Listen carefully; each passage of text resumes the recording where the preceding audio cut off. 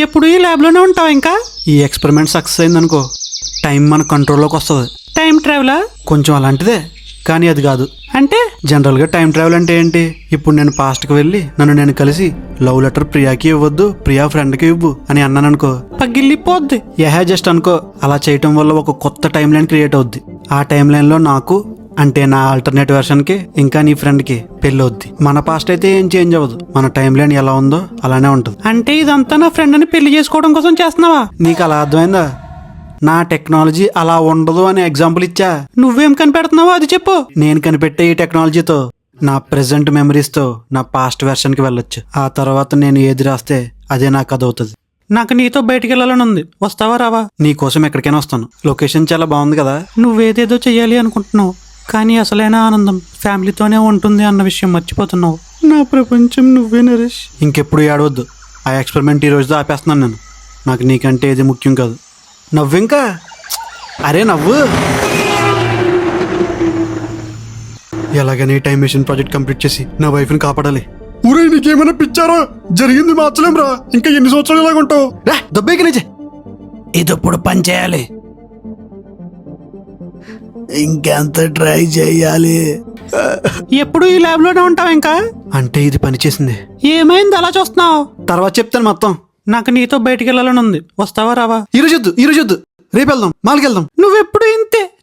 సరే, ఏం కొనిస్తున్నావు ఈ రోజు నాకు?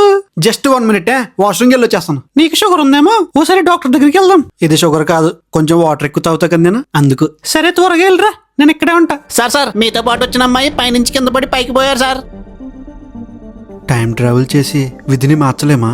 చావుని ఆపలేమా? వాచ్ ఛార్జ్ అయిన తర్వాత మళ్ళీ ట్రై చేయాలి. రే మామా, మన కిట్టుగాడు ఇంక లేడురా. ఎక్కడికి వెళ్ళాడు? ఈ టైంలో జోకులేంట్రా, పైకి పోయాడురా. వాడు పోవడం ఏంటి?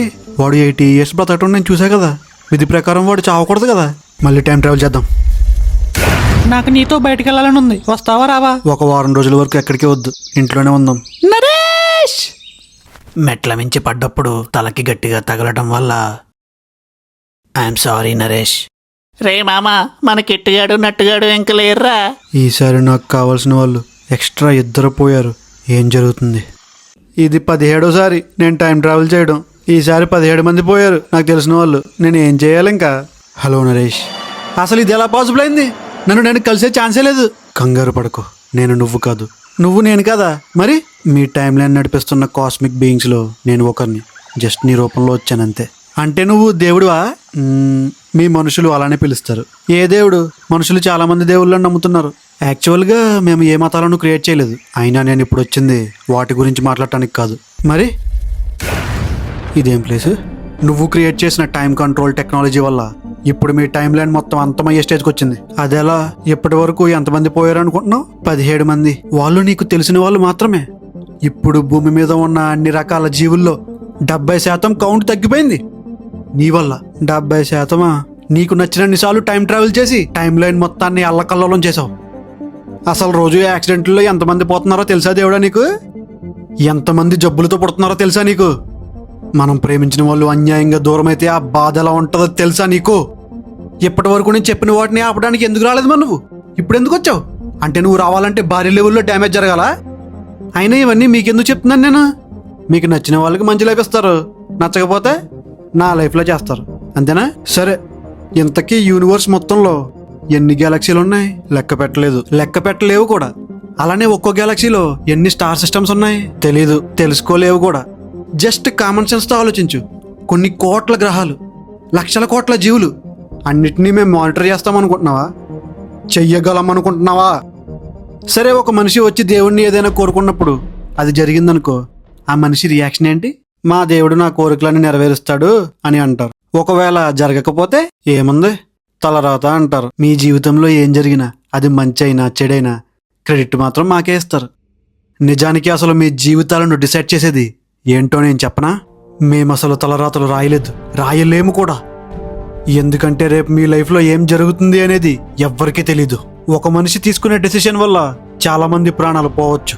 ఇంకొక మనిషి తీసుకున్న డెసిషన్ వల్ల అవే ప్రాణాలను కాపాడొచ్చు.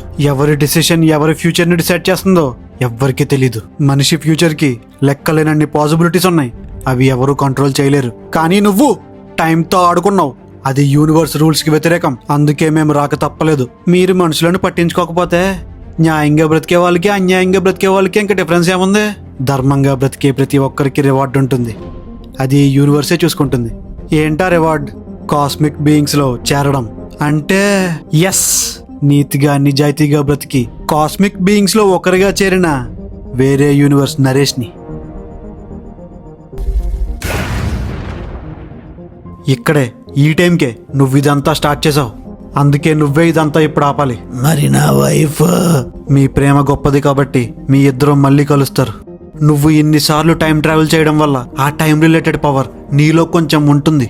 అందుకని ఈ మెమరీస్తోనే నువ్వు మళ్ళీ పుడతావు. నువ్వు తనని మళ్ళీ కలిసిన రోజు తనకి కూడా మెమరీస్ గుర్తొస్తాయి. ఒకవేళ నేను కలిసేలోపు తనకి వేరే ఇంకెవరైనా పరిచయం అయితే? యాక్చువల్గా మీ పక్క యూనివర్స్లో నీ ఇంకో వెర్షన్కి అలానే జరిగింది. కానీ అందరూ అలా ఉండరు. కొంతమంది నిజాయితీగా ప్రేమిస్తారు. ఎన్ని జన్మలైనా కలిసే ఉంటారు. నీకు స్వచ్ఛమైన ప్రేమ దొరికింది. వెయిట్ చేయి, మళ్ళీ కలుద్దాం వేరే ప్లానెట్ మీద ఫ్యూచర్లో.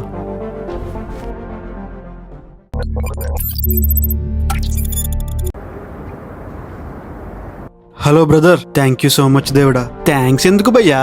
ఇదిగో మళ్ళీ చెప్తున్నా, మా చేతుల్లో ఏముండదు. నాకు ఒక డౌట్, అడుగు. కాస్మిక్ బీయింగ్ అవ్వాలంటే నీతిగా నిజాయితీగా ఎన్నో జన్మలు బ్రతకాలని చెప్పారు కదా, కానీ మీరు ఒక జన్మకే ఎలా అయ్యారు?